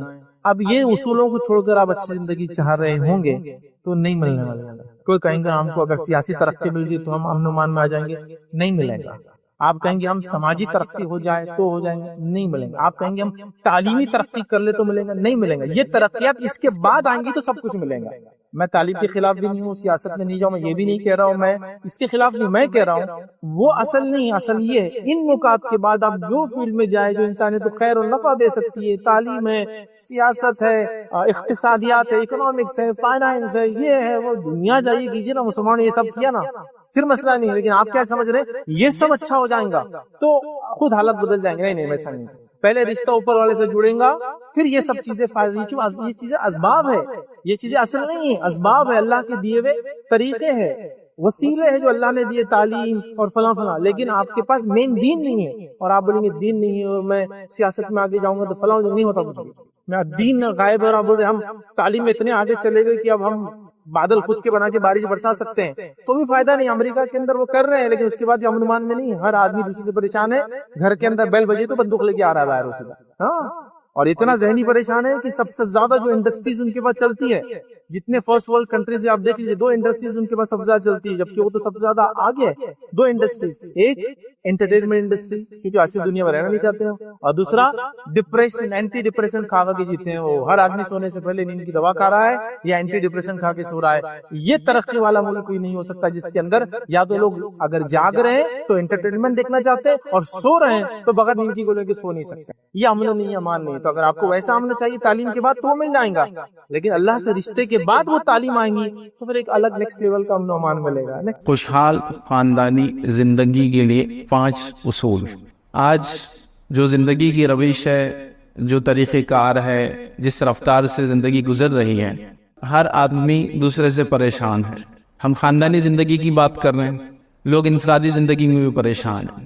ایک زمانہ تھا کمانے والا ایک ہوا کرتا تھا، 10 لوگ اس کے اوپر ڈیپینڈنٹ ہوا کرتے تھے اور وہ خوشحال زندگی گزارتے تھے، ہنستے کھیلتے، غم میں شامل ہوتے، ایک دوسرے کا دکھ درد بانٹتے، جو کماتے اس کو شیئر کرتے، بہت خوشیاں تھی۔ آج نعمتوں کے اعتبار سے لاتعداد نعمتیں میرے اور آپ کے پاس، لاتعداد، اور اتنی زیادہ کہ اس کو گنایا بھی نہیں جا سکتا۔ اگر ایک چھوٹی سی مثال سمجھ لے تو جو ہر کوئی سمجھ سکتا ہے وہ یہ ہے، یا ہو سکتا ہے بچے تو نہ سمجھے اس مثال کو، وہ یہ ہے کہ ایک زمانہ تھا جب ایک خط آپ کو لکھنا ہوتا تھا اور یہاں سے کوئی خلیجی ملک، گلف کنٹری یا یورپ یا امریکہ میں آپ کا کوئی رشتہ دار ہوتا تو مہینے سے 2 مہینے سے بھی خط کو جانے لگتے، پھر اس کا جواب آنے لگتے۔ یہ لینڈ میل تھا، پھر سی میل چالو ہوا، کسی کو اگر پتا ہو تو وہ 15 دن میں خط آتا تھا، یو ایس سے 1 مہینے میں خط آتا تھا۔ ابھی حال یہ ہے، ٹیکنالوجی کا ایڈوانسمنٹ یہ ہے کہ یہ خبر، ایک میسج آپ نے ڈالا، سامنے والے نے اس کو نینو سیکنڈز میں، سیکنڈ کا بھی کچھ ایک حصے میں حاصل کر لیا، ریسیو کر لیا، پھر آپ کو یہ بھی پتا چل گیا اس نے پڑھا یا نہیں پڑھا، پھر اس کا جواب بھی آپ کو مل گیا۔ آپ صرف خط تو دور کی بات ہے، آپ ایک دوسرے کو دیکھ سکتے ہیں، وہ چاہے دنیا کے کسی بھی حصے میں رہے۔ تو نعمتوں کے اعتبار سے ہم لوگ اتنے ایڈوانس ہو چکے ہیں جس کی کوئی انتہا نہیں۔ میں نے خالی کمیونیکیشن کی ایک نعمت آپ کو گنوائی، تو لاتعداد نعمتیں جو اللہ رب العزت نے دے دی، سائنس میں، ٹیکنالوجی میں، کمیونیکیشن کے اندر، ایجوکیشن کے اندر، میڈیکل کے اندر، ہیلتھ، ایگریکلچر ہے جو آپ لوگ کھیتی باڑی کرتے، سب کے اندر وہ لاتعداد نعمتیں ہیں۔ تو پہلے نعمتوں کی کمی تھی لیکن لوگ خوش تھے ایک دوسرے سے، ابھی نعمتوں کی بھرمار ہے، گھر میں چیزیں تپی پر تپی لگ کر پڑی ہیں۔ ایسا کوئی گھرانہ نہیں جس کے پاس گئے اور پرانے کپڑے 2 یا 4 یا 5 جوڑے نہ ہو۔ نبی اکرم صلی اللہ علیہ وسلم صحابہ کا حال تھا ایک ہی جوڑا ہوا کرتا تھا، ہمارے پاس تو وہ تھپی پر تھپی ہے، ایک پر ایک تہ پر تہ لگی ہوئی ہے چیزوں کی۔ تو نعمتیں ہمارے پاس بہت زیادہ ہے لیکن ہر آدمی دوسرے سے پریشان۔ بچوں سے پوچھو تو وہ بڑے بھائی چھوٹے بھائی سے، چھوٹے بھائی بڑے بھائی سے، بہن بھائی سے، بھائی بہن سے، والدین بچوں سے، بچے والدین سے، میاں بیوی سے، بیوی میاں سے، بچے بڑوں سے اور بڑے چھوٹوں سے، بزرگ جوان سے اور جوان بزرگوں سے، ذمہ دار شہر کے اپنے رعایا سے، رعایا ذمہ داروں سے، امام مقتدی سے، مقتدی امام سے، سب پریشان ہیں ایک دوسرے سے۔ مطلب حالات یہ ہیں کہ کوئی کسی سے مطمئن نہیں، اتنی ساری نعمتوں کے ہونے کے باوجود بھی۔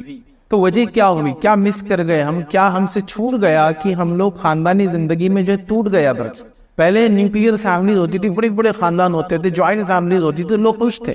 آج اکیلے رہ کے بھی ہم پریشان ہیں ایک دوسرے سے۔ وہ 2 لوگ جو گھر میں شادی کی بات الگ ہو گئے، وہ بھی ایک دوسرے سے لڑتے ہیں، وہ بھی پریشانی میں ہوئی، حالانکہ کوئی نہیں ان کے ساتھ تیسرا آدمی، تو بھی لڑ رہے ہیں وہ ایک دوسرے سے۔ تو پتہ چلا کچھ نہ کچھ تو ایسا ہوا جو ہمارے نظام سے، سسٹم سے نکل گیا، جس کے نتیجے میں سارے لوگ صرف ایک دوسرے پہ پل پڑ رہے، ٹوٹ پڑ رہے، اور وہ جو جس کو کہتے ہیں ایک جو چارم ہونا، ایک زندگی کا جو لطف تھا، ایک مزہ تھا ساتھ رہنے کا، وہ ہم کھو دی۔ بلکہ زیادہ تر لوگ اکیلے رہنے کو خوشی محسوس کر رہے ہیں، اور کتنا ہوا اکیلا ہوں آج اچھا لگ رہا ہے۔ بلکہ یہ جملے مزاحیتاً بھی ہو سکتے ہیں لیکن حقیقتاً بھی کئی بار ہوتا ہے کہ لوگ خوش ہو رہے ہیں کہ بیوی میکے جا رہی ہیں۔ پہلے لوگ شادی کے لیے پریشان تھے کہ کوئی لڑکی مل نہیں رہی، اب آ گئی تو بول رہے گئی تو زیادہ خوشی ہے۔ یہ ہو رہا ہے، بیوی خوش ہے کہ شوہر ٹور پہ نکل گیا 8 دن، وہ کہتی ہے اب میرے انجوائمنٹ کے دن چالو ہو گئے، اس لیے کہ شوہر صاحب ٹور پہ چلے گئے، دن رات سے کام لیتے ہیں مجھ سے، میں تو پریشان آ گئی۔ سب پریشان ہیں دوسرے سے، سب پریشان۔ تو خاندانی زندگی کا نظام درم برم ہو گیا، چوٹ چون ہو گیا۔ تو کیا مس کر گئے؟ آئیے میں 5 اصول آپ کے سامنے رکھوں گا۔ یہ اصول کی ترتیب میری اپنی ہے، آپ یہ نہیں پوچھیں گے قرآن سنت میں اصول کی 1 2 3 4 کیسے، میں نے دیا ہے اپنی سہولت کے اعتبار سے، لیکن اس کے اصول جو ہے قرآن و سنت کے ہیں۔ وہ آپ کو میں سارے دلائل دے سکتا ہوں کہ کتاب و سنت میں اصول کہاں ملتے ہیں، لیکن ہاں اس کی ترتیب، اس کا سیکوینس، اس کے 5، یہ سب میں نے اپنے طرف سے رکھا ہے سہولت کے لیے۔ 25 منٹ کا جمعہ خطبہ ہوتا ہے تو لمبی بات نہیں رکھ سکتے، تو 5 ہم باتیں سیکھیں گے جس سے ایک اچھی خاندانی زندگی میں اور آپ جو گزار سکتے ہیں انشاءاللہ عزیز۔ اگر ان اصولوں کو ہم نے اپنے زندگی میں لا لیا تو کچھ نہ کچھ خوشی ضرور انشاءاللہ عزیز ہم حاصل کریں گے۔ آئیے اللہ رب العزت نے سورہ نحل سورہ نمبر 16 آیت نمبر 80 کا ایک جملہ ہے جو میں نے، ایک حصہ ہے جو میں نے تلاوت کیا خطبے کے ابتدا میں۔ اللہ نے فرمایا واللہ جعل لکم من بیوتکم سکنا، کیا ہے مسلمانوں، اللہ رب العزت نے گھروں کو تمہارے لیے رہنے کی جگہ بنایا ہے۔ علماء اس کی تفسیر میں لکھتے ہیں کہ گھر سکون کی جگہ ہے، گھر اطمینان کی جگہ ہے، گھر قرار کی جگہ ہے، جہاں جا کے آپ نے قرار پاتا ہے، سکون پاتا ہے، اطمینان پاتا ہے۔ تو اللہ نے قرآن میں فرمایا کہ اللہ نے ہم لوگوں کو گھر والی نعمت عطا کی جس میں جا کے وہ قرار، سکون اور اطمینان پاتے ہیں۔ لیکن آج ہر آدمی سے پوچھیے وہ سکون اور قرار کہاں پاتا ہے، وہ کہیں گھر کے باہر پاتا ہوں، گھر میں تو نہیں پاتا ہوں۔ لیکن قرآن تو کہہ رہا ہے گھر تمہاری رہنے کی جگہ ہے، سکون اختیار کرنے کی جگہ ہے، سکینت کی جگہ ہے، جہاں تم قرار پاتے ہو، سکون پاتے ہو، خوشی پاتے ہو. ہم لوگ نہیں پا رہے. نبی اکرم صلی اللہ علیہ وسلم کے تعلق سوال ہوا کہ اللہ کے رسول صلی اللہ علیہ وسلم نبوت کی زندگیاں، جو زندگی تھی، ذمہ داریاں تھی جو ادا کرتے تھے، کہاں جانا پسند کرتے اس کے بعد؟ تو وہ کہتی ہے کہ جیسی نبوت کی ذمہ داری ادا کرتے اب گھر آنا پسند کرتے ہیں، گھر آ جاتے ہیں فوراً. باہر رہنا پسند نہیں کرتے تھے، لیکن ہم میں سے ہر شخص گھر سے دور جانا پسند کر رہا ہے. آج کسی سے بولیے ہم پکنک جا رہے ہیں تو بچے خوش ہیں، گھر میں رہ رہے ارے ہم بور ہو گئے. تو گویا گھر سکون کی جگہ نہیں رہی. پکنک اسپاٹ سکون حاصل کر رہے ہیں، مالس اور تھیٹر میں لوگ جا رہے ہیں، گھوم رہے اور پھر رہے، یہ سکون نہیں ہے. گھر ہمارے رہنے کی سکون کی جگہ ہے، لیکن آج وہ جو ہے جس کو کہتے ہیں میدان جنگ بن چکے ہیں، لڑائی کا جو ہے گھر بن چکے ہیں. تو بہرحال ہم کو اس چیز کو سمجھنے کی ضرورت ہے. اب آئیے وہ کیا اصول ہم اپنانے کی کوشش کریں گے، جن اصولوں کے اپنانے سے انشاءاللہ عزیز ہماری خاندانی زندگی اچھی ہوگی، گھروں میں سکون ہوگا، اطمینان ہوگا، بچوں پر بڑوں کا ایک معاملہ اچھا ہوگا، خاندانی زندگی اچھی چلیں گی. اس کے لیے 5 اصول میں آپ کے سامنے بیان رکھتا ہوں. آئیے سب سے پہلا اصول جو آج میں آپ کے سامنے رکھوں گا، جو ایک اچھی خوشحال زندگی کے لیے، ایک اچھے خوشحال خاندان کے لیے ضروری ہے، وہ ہے یاد رکھیے گھر والے ایک دوسرے سے بات کریں اور بات سنیں. اب آپ کہہ سکتے ہیں یہ کیا بیوقوفانہ بات ہے، یہ کون سا اصولی بات ہے، بات تو ہم سب کر رہے ہیں اور بات تو ہم سب سن رہے ہیں. میں وہ بات نہیں بول رہا ہوں جو آپ بات کرتے اور جو سنتے ہیں، میں وہ بات بول رہا ہوں جو بات آپ دل سے دل کی کرتے ہیں. ایسی بات تو باپ بھی روز کرتا ہے، بیٹے کھائے کیا، بیٹے پیے کیا، بیٹے نماز سو گئے کیا، بیٹے ہوم ورک کیے کیا. یہ تو حکم ہے، یہ تو سوال ہے. میں بات کی بات کر رہا ہوں. بات سمجھتے آپ؟ 2 دوست ملے اور اس کے بعد کیا بات کرتے ہو؟ بیٹھتے ہیں اطمینان سے، زندگی کیسی چل رہی ہے، معاملات کیا چل رہے ہیں، اور خوش ہوتے اس بات سے. اس میں کوئی سوال نہیں ہوتا تو نے کتنا کمایا، آج تو نے دن بھر کی ذمہ داری ادا. نہیں وہ نہیں. یہ تو سوال جواب ٹیچر اسٹوڈنٹ سے پوچھتا ہے، وہ والدین بچوں سے پوچھتے ہیں، شہر کا ذمہ دار اپنے محکوم سے، وہ والا نہیں.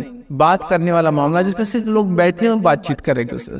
یہ اگر ماحول گھروں میں بن گیا تو پھر گھروں کا مزاج معاملہ بدل جائے گا. نبی اکرم صلی اللہ علیہ وسلم کا یہی معاملہ تھا، بڑوں سے اور چھوٹوں سے سب سے بات کرتے، ان کی ذمہ داریوں کے علاوہ بھی بات کرتے. مثال کے طور پہ آپ نے کسی کو ملٹری کا جنرل بنا کے بھیجا، اس سے اس کے سوالات کے بعد اس سے زندگی کی بات چل رہی، گھر کیسے چل رہا ہے، کھاتے پیتے کیسے ہو، رہتے کہاں ہو، بیوی بچے کیسے ہیں، شادی بیاہ کا کیا پلان ہے، شادی کر رہے تو اس سے کیوں کر رہے، اس سے کیوں نہیں کرتے، یہ کیوں نہیں کرتے، وہ کیوں نہیں کرتے، یہ کماتے وہ کیوں نہیں کماتے، پریشان ہو تو میں تم کو اصول. تو یہ سب باتیں چلتی. کیا ہمارے گھروں میں یہ ڈسکشن ہی ماحول ہو رہا ہے؟ یہ موجود نہیں ہے. شوہر آگے بیوی سے پوچھ رہا ہے کہ آج دن بھر کیا ہوا، بچوں نے کیا کیا. یہ تو سوال ہوا، یہ تو حکم جاری کیا ہم نے. میں بول رہا ہوں بات چیت کرنے کا معاملہ، کہ آئے سلام ہوا، بیٹھے ایک دوسرے کے ساتھ، کیسے گزرا آج کا دن. یہ سوالیہ نہیں ہے کہ آج میں بھی تھک کر آیا ہوں تو امید کرتا ہوں تم بھی تھکے ہی ہوں گے، گھر میں کیا چل رہا ہے آج. بچوں سے باپ نے سوال کیا آتا ہے، اب آتے اسکول سے، اسکول میں کیا پڑھے، کوئی ہم سیکھے کیا فلاں، وہ نہیں. آتے کیسا رہا سفر آپ کا، امید کرتا ہوں اسکول اچھا رہا ہوگا، سارا معاملہ صحیح رہا ہوگا. ارے اسکول میں، ارے اسکول تو ہو گیا، اب چلو کچھ دوسری بات کرتے، بیٹھو آؤ میرے ساتھ. یہ والی بات چیت. اگر یہ مسئلہ، یہ بات چیت والا معاملہ، اگر یہ پہلا اسٹیپ ہم نے طے کر لیا، پار کر لیا، تو میں سمجھ سارے مسئلوں کا حل ہے. کیونکہ اکثر جھگڑے، فتنے، فساد خاموشی کی وجہ سے مچتے ہیں، غلط فہمیوں کی وجہ سے مچتے ہیں، بات چیت نہیں کرنے کی وجہ سے ہوتے ہیں. ایک آدمی دوسرے کو دیکھتا اور بات نہیں کرتا، یہ جھگڑے کا گھر بنتا ہے. ایک آدمی دوسرے کو دیکھتا اور بات کرتا، اس سے مسائل حل ہوتے ہیں، فتنے ختم ہوتے ہیں، دشمنیاں مٹتی ہے. دیکھیے 2 لوگ لڑتے ہیں تو آپ دیکھیے لڑنے کی اثر ہو جائے گا. 4 دن سے دیکھ رہا مجھے گھور رہا ہے، ٹھیک ہے. اگر وہ 4 دن سلام کرتا اور بات کرتا تو میں کہتا ہوں 2 بج جاتے ہیں 4 دن. یہی ہوتا ہے. بات کرو اور بات سنو ایک دوسرے کی، مطلب ڈسکشن کرو، بیٹھو ایک دوسرے کے ساتھ. گھر کی بات کر رہا ہوں میں، نکڑ چوراہے پہ تو مرد حضرات خوب بات کر رہے ہیں، عورتیں بھی مجلس دعوتوں کے اندر ماں کے ساتھ دن بھر بات میں لگی. میں اس کی بات نہیں کر رہا ہوں، گھر کی بات کرنا. گھر میں بات ہو، باپ بچے سے بات کر رہا ہے، بچے آپس میں بات کرتے ہیں، میاں بیوی آپس میں بات کرتے ہیں. ابھی میاں بیوی کا رشتہ اتنا قریب ہونے کے باوجود حال یہ دونوں ایک بستر پہ سوتے ہیں، دونوں کی پیٹھ ہوتی ہے ایک دوسرے کو لگی ہوئی، اور دونوں طرف کٹ کٹ کٹ کٹ آواز آتے رہتے. جیسے انہوں نے جا کے چلو بولتے تو چھپاتا تو نہیں، تم سے کچھ غلط تو کرتا نہیں، لیکن پرائیویسی کوئی چیز ہوتی ہے. انہوں بھی جیسے انہوں جاگتے انہوں بھی اپنا فون بٹا کے رکھ لیتے. نہیں، پرائیویسی بھی کوئی چیز ہوتی ہے. ہاں صحیح بات ہے، احترام کرنا چاہیے ایک دوسرے. لیکن یہ کون سا مسئلہ ہوا کہ گھر ایک روم میں اکیلے ہونے کے باوجود بھی ایک دوسرے سے بات نہ کرتے ہوئے دوسروں سے کمیونیکیشن کر رہے ہیں؟ یہ کیا ہے؟ سمجھ میں یہ نہیں آ رہا تھا. یہ آج کل ہو رہا ہے. تو سب سے پہلا اصول، اگر ہم چاہتے ہیں گھروں میں اچھی زندگی ہو، رشتوں کے اندر تناؤ نہ ہو، محبتیں جاگے، تو بات کیجیے اور بات سنیے. ایک بڑے ہونے کے ناطے جب چھوٹا ہے تو بات سنیے. ایک باس ہونے کے ناطے آپ کا کو ورکر آئے تو اس کی بات سنیے. ایک مالک ہونے کے ناطے جو لوگ آپ کا کام کرتے ہیں ان کی بات سنیے، ان کو اپنی بات کہیے. یہ نبی اکرم صلی اللہ علیہ وسلم صحابہ کا ہی معاملہ تھا. اپنے بچوں سے، پڑوسیوں سے، اڑوسیوں سے. نبی اکرم صلی اللہ علیہ وسلم تو دوسروں کے بچوں کو خوش کرتے جا کر ہنساتے. روایت میں آتا ہے انس بن مالک رضی اللہ عنہ فرماتے ہیں کہ میرا ایک چھوٹا بھائی تھا، اللہ کے رسول صلی اللہ علیہ وسلم روز اس کے پاس آ کر اس کو ہنسایا کرتے تھے. سبحان اللہ، نبی کریم صلی اللہ علیہ وسلم بچوں کو خوش کر رہے ہیں. ایک مرتبہ آپ آئے تو وہ مایوس تھا، آپ نے پوچھا کیا بات ہے، کیوں مایوس ہے؟ تو انس بن مالک نے فرمایا کہ اللہ کے رسول اس کی چوڑیاں تھی، کل اس نے پالا تھا، وہ کل مر گئی. تو اللہ کے رسول نے کہا ٹھیک ہے، آج تو یہ غم میں کل آ کر اس کو ہنساؤں گا. آپ پھر دوسرے دن آ کر اس کو ہنسانے لگے. تو آپ تو دوسروں کے بچوں کو ہنسا رہے ہیں، ہم کو تو اپنے بچوں سے بات کر رہے ہیں. وفا نہیں، ہمارے ابا نے کو ایسی پالا تھا. وہ ایک زمانہ تھا، وہ ایک زمانہ تھا نا، لوگوں نے تو بچوں کی تربیت ایسے بھی کی، وہ بھی ایک زمانہ تھا. کیا کہو کہ ایسا نیب لگا دے تک چپل پیٹ پہ پڑ جائے تو تربیت ہو گئی. بچہ بھاگ رہا ہے کچھ غلط کر کے تو ابا دور سے دیکھتے ہیں، چپل لیتے اور اگر پیٹ پہ مار دے تو تربیت ہو گئی، گر گیا تو بڑی تربیت ہو گئی. یہ سب سزاؤں کو ہم نے تربیت سمجھا تھا، مار کو ہم نے تربیت سمجھا تھا، اور بڑے خوش ہوتے تھے اتنا مارا تو بچہ ایسا نکلا. نبی اکرم صلی اللہ علیہ وسلم بچوں کو کبھی نہیں مارا. اگر یہ تربیت کا طریقہ ہوتا تو آپ ضرور مار کر بتاتے ہیں کہ یہ طریقہ ہے تربیت کا. کبھی نہیں، پورے لائف میں بچے غلطی کرتے تو آپ غلطی کی اصلاح کرتے، لیکن مارا نہیں آپ. تو تربیت کی عادت، بات چیت کرو، بات چیت سنو، یہ پہلا اصول رہیں گا اگر اچھی زندگی ہم چاہتے ہیں خاندان میں. اور آپ دیکھیں گے اس اصول کو اپنا لو، کل سے گھر کا ماحول بدلنا انشاءاللہ جی شروع ہو جائے گا. دوسرا اصول یاد رکھیے جو گھروں کی خوشحال زندگی کے لیے ضروری، وہ یہ ہے ہر آدمی اپنی ڈیوٹی کیا ہے وہ پرفارم کرے، اپنی ذمہ داری نبھائے، اپنے حقوق ڈیمانڈ نہ کرے، اپنے رائٹس ڈیمانڈ نہ کرے. ابھی ہمارے گھروں کا ماحول کیسا ہے؟ شوہر گھر میں جا رہا، ابھی بڑے میرے کیا حق ہے، ادھیکار ہے بتائیے. ہاں تمہارا پہلا ادھیکار یہ، دوسرا یہ، تیسرا یہ. شوہر گھر میں آتے وہ میرے کو بیوی میرے کیا رائٹس ہے، پہلے وہ کیا ادھیکار ہے بتائیے، خدمت کرو میری، فلاں کرو. ہر آدمی اپنے رائٹس کو ڈیمانڈ کر رہا ہے کہ میرا یہ حق ہے، مجھے ملنا چاہیے. کوئی آدمی یہ نہیں بول رہا ہے کہ میرے ڈیوٹیز یہ مجھے پرفارم کرنا، چاہے میرے رائٹس ملے نہ ملے، میری ذمہ داری یہ مجھے ادا کرنا ہے، چاہے میرے حق ملے یا نہ ملے مجھے. کوئی اس کی بات نہیں کر رہا ہے. ہر آدمی چاہ رہا ہے کہ میرا فلاں ہے، میرا پڑوسی فلاں ہے، میرا حق یہ ہے کہ میرے ساتھ اچھا رہے. لیکن آپ نے کیا ذمہ داری اپنی نبھائی اپنے پڑوسی کی طرف کہ آپ بھی اچھے رہے؟ نہیں، میں کچھ بھی کروں گا، اس کا کام میرے جو رائٹس دیتے رہے، جو میں ڈیمانڈ کر رہا ہوں. ہر آدمی یہ کر رہا ہے. تو ایسے سماج میں، جس سماج میں ہر آدمی اپنے حق اور ادھیکار مانگتے ہیں، وہ سماج کبھی نہیں چل سکتا ہے. رکھے کیونکہ پھر معافی درگزرتا رہیں گے، پھر چونکہ سب رائٹس ڈیمانڈ کر رہے. میرا آپ کو دھکا لگ گیا تو آپ بولے میرا رائٹ یہ ہے کہ دھکے کے بدلے اتنی پاور کا دھکا دوں گا میں تجھے. درگزر کرنے کا معاملہ آئے گا. یہاں ذمہ داری جائیں گا، ٹھیک ہے بھائی معاف کرتا ہوں میں تمہیں، چلو جاؤ نیکسٹ ٹائم مت کرو، یہ ہوگا. لیکن کون میں نہیں رہی عادت.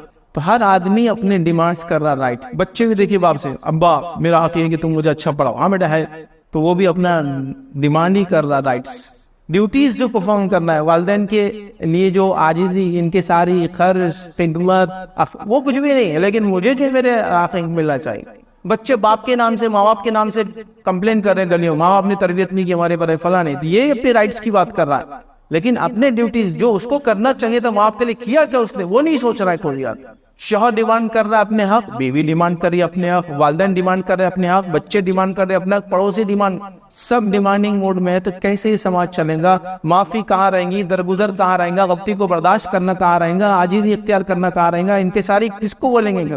کچھ بھی سب غائب ہوگا. نتیجہ یہ ہوگا، یاد رکھیے کہ ہر آدمی مانگنے کے لیے کھڑا ہے، دینے کے لیے پکڑا ہے. اگر میں سمجھو خطبہ لے رہا ہوں پڑوسی کی حقوق، تو وہ میں ہی بن جاتا ہوں پڑوسی، اور بازو والا ظالم رہتا، ہاں فیض بھائی نے بہت صحیح بولے اس کے بارے، وہ ایسا ہے. کبھی یہ نہیں سوچ رہا ہوں کیا میں تو ایسا نہیں ہوں. صحابہ پہ آیتیں نازل ہو رہی قرآن کی منافقین کے لیے، اور صحابہ اپنی نفوس کو، اپنے آپ کو ڈال کے کرے تھے، میں تو نہیں ہو گیا. پڑوسی کو نہیں سوچ رہے، منافق کو نہیں سوچ رہے، اپنے آپ کو دیکھ رہے. تو میرا حق یہی ہونا چاہیے کہ میں اپنے آپ کو دیکھوں کہ جب میرے سامنے کوئی کہہ رہا ہے کہ پڑوسی کی حقوق، تو میں دے رہا ہوں کہ یہ سوچنا چھوڑ کے مجھے مل رہے نہیں مل رہے میں یہ سوچتا. وہی ہو گیا ہمارے حق کیا ہے، ہم کو وہ چاہیے. دینا کسی کو نہیں، دوسرے کے حق. جب تک یہ نہیں ہوگا خاندان میں نہیں چل سکتے. خاندان میں بھی سب یہ کریں، بچے بڑوں سے آپس میں ہی چلا، بڑے بھائی کا کیا ہوتا ہے اس کی بات سنو، اس کا پھٹکا کھاؤ. چھوٹا بھائی بولتا کب تک کھائیں گے ہم، پھر ہم بھی کیا کریں گے، پھر اصول کے مطابق آنکھ کے بدلے آنکھ اور دانت کے بدلے دانت والے رول پہ چلیں گے، ہم بھی بدلا لیں گے. سب وہی کر رہے ہیں. تو لہٰذا دوسرا اصول، اپنے حق نہیں مانگیں گے، ذمہ داریوں کو پہلے ادا کریں. ماں باپ یہ نہیں کہیں گے کہ بچوں پہلے ہماری عزت کرو، ہم پہلے ان کے حق دیں گے، ان کی عزت کریں گے. ماں باپ یہ نہیں بولیں گے کہ اب تم بڑے ہو کما کے کھلاؤ، پہلے ہم کھلائیں گے، حلال روزی بڑا کریں گے، پھر دیکھیے وہ روزی کا اثر ہی رہے گا، وہ خود آپ کو کرنے والے ہیں. تو اپنا کام ان کرنا شروع کر دیں گے بنسبت اس کے کہ ان سے ڈیمانڈ کرے وہ کیا کرے. دوسرا اصول، یہ قرآن و سنت کے اندر بڑے بڑی یہ باتیں میں سمجھتا ہوں عام اصول ہیں. تیسرا اصول یاد رکھیے کہ اچھی زندگی کے لیے، خوشحال جو ہے خاندانی زندگی کے لیے ضروری ہے گھر میں دینی ماحول کا عام ہونا. آج ہمارے گھروں میں دینی ماحول عام نہیں ہے، یاد رکھیے، سب کو ماننا پڑے. سب کو ماننا پڑے گا. تو اتنا کم دینی ماحول ہے کہ بچوں کو بنیادی اصطلاحات جو ہوتی ہے، ڈیفینیشنز جو ہوتے ہیں، جو چیزوں کو تعارفی چیزیں ہوتی ہیں نا، کہ طہارت اس کو بولتے ہیں، وضو اس کو بولتے ہیں، مصلی اس کو بولتے ہیں، ہاں سترہ اس کو بولتے ہیں، اور نماز کی جگہ کو فلاں بولتے ہیں، وہ بھی نہیں معلوم بچوں. تو بنیادی اصطلاحات ہوتی ہے، جب آدمی اس ماحول میں رہتا ہے تو سیکھ لیتا ہے. چلیے اردو میں نہیں پتا لیکن انگلش میں، عربی میں تو پتا ہونا چاہیے، وہ بھی نہیں آتا. ورنہ دینی ماحول نہیں آتا. تو ہمیں اپنے گھر میں دینی ماحول بنانا ہے. اس دینی ماحول کے نتیجے میں انشاءاللہ عزیز گھر کے اندر ایک خوشحال ماحول رہے گا. تو دینی ماحول کے لیے ہم نے کیا محنت کی بتائیے. ایسے کتنے لوگ ہیں جس میں سے ہم نے کوشش کی اپنے گھر کے اندر ایک سیرت کی کتاب لا کے رکھی اور یہ کہا کہ ہم لوگ اس کو پڑھیں گے کبھی. ایک قرآن کا ترجمہ اپنے لیے سب کیا، میں خاندان کے لیے بول رہا ہوں. میں نے لایا قرآن کا ترجمہ رکھ دیا، میں کبھی بار پڑھتا ہوں، میں سب کے لیے بول رہا ہوں. کوئی ایک سسٹم بنایا گھر میں روز صبح بیٹھنے کا، کچھ پڑھنے کا، کچھ سننے کا، کچھ سنانے کا، یا کوئی ماحول کہ مسجد وغیرہ کے اندر بچے جائیں، وہاں سیکھے سکھائے. اب تو بچے بہت مشکل سے مسجد میں جاتے ہیں، بس وہ عربی وغیرہ کے لیے جاتے ہیں. پہلے ایک ماحول تھا جس کے اندر بچے مسجد کی خدمت بھی کرتے تھے. یاد ہے آپ کو؟ آپ چھوٹے ہوں گے تو مسجد کا ہاؤس سب نے دھویا ہوگا، وہاں کی مچھلیاں جمع کی ہوں گی، صفائی کرتے تھے. کچھ تو بھی کانٹیکٹ. اب تو نئی نسل کا کسی سے بھی کوئی رابطہ نہیں، نہ مسجد سے، نہ گھر سے. نکڑ چوراہوں پہ بھی اب بچے نہیں دکھتے. ایک دعوت میں بھی اگر 10 لوگ بیٹھے ہیں تو سب کی پیٹ ہوتی ہے ایک کی طرف، سب موبائل میں رہتے ہیں، تو وہ جڑے ہوئے کسی اور سے ہی ہے. سبحان اللہ. تو اب وہ ماحول میں نہیں رہا. تو مسجد سے کوئی لگاؤ اور جڑاؤ نہیں ہے، انتظامات نہیں ہے بچے اور عورتوں کے لیے کوئی سیکھنے اور سکھانے کے.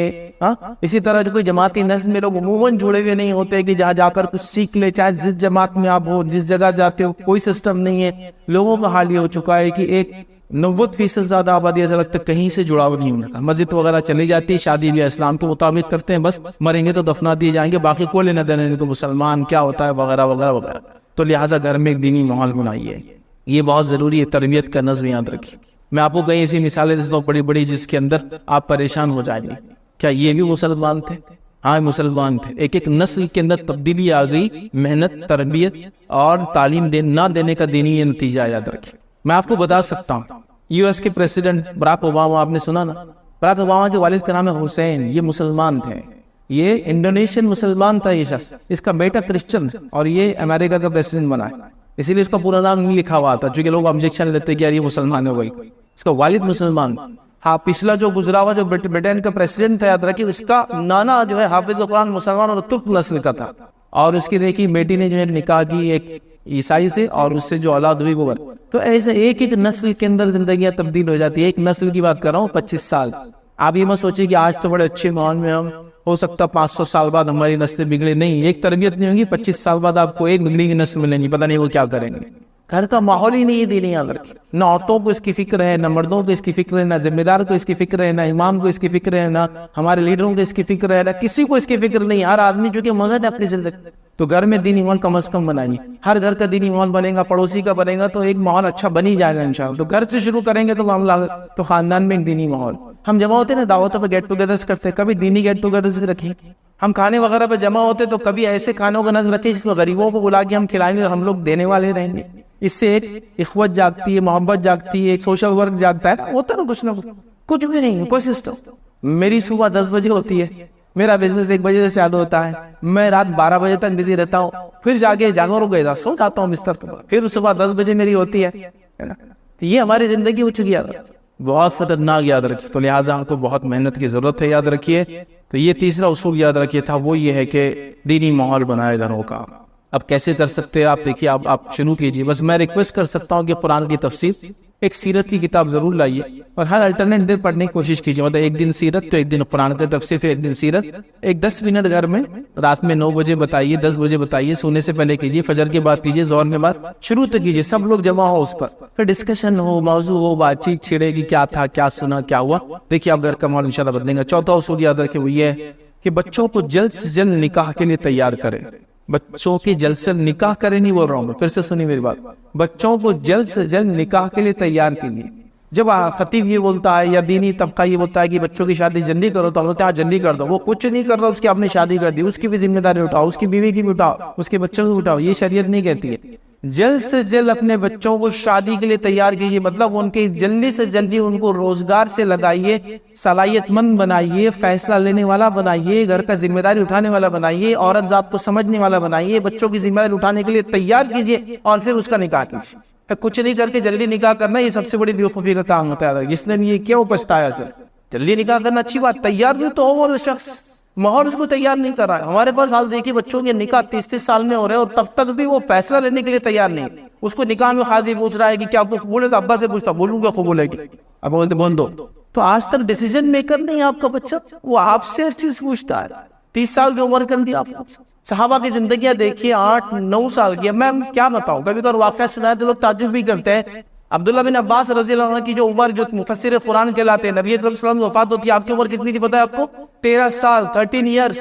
عبداللہ ابن عمر کی عمر کتنی تھی پتہ آپ کو جو اللہ کے رسول کا انتقال ہوا؟ 22 سال. 13 سال کا بچہ 6ٹھی اور 7ویں میں ہوتا ہے. 7 سال کا بچہ جو امامت کر رہا ہے آپ کی, وہ ہمارے پاس دوسری جماعت میں ہوتا ہے. تو یہ اتنے کیسے ٹیلنٹڈ ہو گئے تھے؟ کوئی اسپیشل چیزیں نہیں کھاتے تھے, وہ عام لوگ تھے. وہ ان کی تربیت ہوئی تھی, ان کی تربیت کی گئی تھی کہ وہ 7, 9, 11, 13 سال. ماں عائشہ کی عمر کتنی تھی جب اللہ کے رسول صلی اللہ علیہ وسلم کا انتقال ہوا؟ 18 سال, 18 ایئرس. 36 سے زیادہ صحابہ نے آپ سے سیدھا سیکھا جیسا ایک استاد سے سیکھتے ہیں. سووں کی تعداد میں صحابہ عزت سے آ کے آپ سے سوالات کیا کرتے تھے کہ مائن فلاں مسئلہ ہے کیا ہے. 18 سال عمر تھی جب آپ سے وفات ہوئی, انتقال ہوا. اندازہ نہیں. آج تو ہمارے پاس 18 سال ہے, بچے کوئی تمیز نہیں ہے, تو کیسے اس کی شادی کریں گے؟ تو کرے گی کیا؟ تو اس کو ریڈی کرنا پڑے گا. اس کو علم, فن, ہنر, سمجھ سب دینا پڑیں گے اس کو, کہ وہ اپنے اطراف کی چیزوں کو سمجھنے والا بنے. ایک بچہ آپ کا ڈاکٹر انجینئر بنے یا نہ بنے, وہ ایک اچھا انسان بنے, سب سے اہم چیز. اور اچھا انسان ہی اچھا مسلمان بنتا ہے. یہ بات بھی یاد رکھ لیجیے. کوئی نہیں بول سکتا میں اچھا انسان نہیں ہوں لیکن اچھا مسلمان ہو ہی نہیں سکتا. تو ایک اچھا انسان بنے, ایک اچھا مسلمان بنے, اس کے بعد وہ جو چاہے بنے, انشاءاللہ عزیز پرفیکٹ بنے گا. کچھ بھی بنے پھر, یہاں تک کہ وہ اپنے جوتے بھی سیئیں گے کسی کی تو پرفیکٹ اس کے احسان تک لے جائیں گا اس پن کو, اور لوگ کہیں گے اس سے اچھا تو کوئی آدمی اس فن میں نہیں ہے. تو یہ چیز بچوں کو تربیت دینا پڑے گی. ان کو شادی کی عمر سے پہلے, کم سے کم عمر شادی کرنا چاہیے, اچھی بات, لیکن اس سے پہلے ان کو تیار کیجیے تاکہ وہ ذمہ داریاں سماج کے اٹھانے ہو جائے.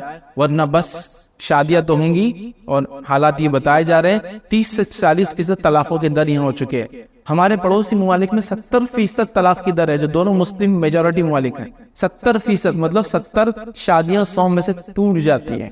تو یہ تبھی ہوتا ہے جب بچے کی شادی تو آپ کر دے رہے جلدی یا دیر سے, تیار نہیں ہو شادی کے لیے. وہ اپوزٹ کو سمجھتا نہیں, دوسرا فریق کو سمجھتا نہیں, بچوں کی ذمہ داری اٹھانے کو تیار نہیں ہے. وہ بچوں کو اپنا نوکر و غلام سمجھ رہا, بیوی کو فلاں سمجھ رہا, بیوی شوہر کو جو ہے کچھ تو بھی پلاننگ کر کے آ رہی ہے کہ اس کو کنٹرول میں رکھنا ہے. بس سب ایک دوسرے کے پیچھے بس پڑے ہوئے جائیں. تو بہرحال یاد رکھیے, بچوں کی جلد سے جلد نکاح میں آپ کو تیار کرنے کے لیے ان کو ریڈی کرنا ہے کہ ان کا ڈیسیجن میکر بنائیے, ارنر بنائیے, ان کو انگیج کیجیے, ان کو اسکل سکھائیے, ان کو اس کے لیے ریڈی کیجیے. تبھی ہو سکتا ہے جب بچوں کو ہم بڑا سمجھے. میں آپ کو بتاتا ہوں, ایک مثال دیتا ہوں جو میں نے خود جیتی جاگتی مثال دیکھی. میں ایک اسکول کے اندر گیا جہاں ٹیکنیکل کورسز, آئی ٹی کے کورسز, جہاں کمپیوٹرز تھے, سی پی یو لیول کی پروگرامنگ سکھائی جاتی تھی وغیرہ وغیرہ. اس کالج میں جب میں گیا اور میں نے کہا کہ یہاں کے ٹیچر سے مجھے ملا ہے, تو وہاں بس ٹیچرس نہیں ہوتے, وہاں بس مینٹرز ہوتے ہیں. میں نے کہا ٹھیک ہے, ان مینٹر سے ہم ملیں گے. کون ہے وہ جو لوگ مربی بولتے ہیں اس کو عربی کے اندر, ٹیچر معلم ہوتا ہے. تو کون ہے وہ مربی جو سکھا رہے, مینٹر. تو ملایا گیا تو آپ یقین نہیں جانیں گے, 7, 8, 9, 10, 11 سال کے بچوں سے مجھے بلایا, کہا یہ ٹیچر سے, یہ مینٹر سے جو کلاس لیتے ہیں, اور بس کوئی ٹیچر نہیں, یہ فری پڑھاتے ہیں. یہ پچھلے سال سیکھ کے گئے تھے, ان میں ہم نے صلاحیت پیدا کی, یہ اس سال سکھاتے ہیں آگے. 7 سال کا بچہ ٹیچ کر رہا ہے. یقین جانیے آپ, اس کے سامنے جو بچے بیٹھے تھے, 60 ٹیچرز بیٹھے تھے, 60 ٹیچرز بیٹھے تھے جو کمپیوٹر کے BCA کورس کو پڑھاتے تھے. وہ اس بچے سے جو 8 سال کے سیکھ رہے تھے CPU لیول کی پروگرامنگ. تو جب بچوں کو تربیت کیا جاتا ہے تو عمریں صرف نمبرز رہتے ہیں, یہ صرف ویلیوز نہیں ہوتی, وہ ان کی عمروں سے آگے جاتے ہیں. اسی لیے وہ صحابہ 7 سال میں نماز پڑھا رہے, تو 11 سال میں مفسر بنے ہیں. تو 17 سال کے اسامہ بن زید ہے, تو لشکر جو روم سے لڑنے جا رہا ہے اس کے سپہ سالار ہے. معلوم سپہ سالار کی ذمہ داری, اس کا یہ غلط ڈیسیجن ساروں کی جان چلی جائیں.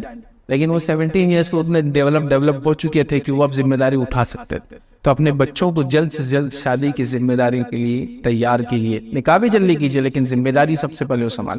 5 اور آخری پوائنٹ جو آج ہم لیں گے وہ یہ ہوگا, یاد رکھیے, برائی سے کہاں سے آ رہی ہے اس کو پہلے سے سمجھیے اور اپنے خاندان کو بچانے کی کوشش کیجیے. برائی کہاں سے آ رہی ہے؟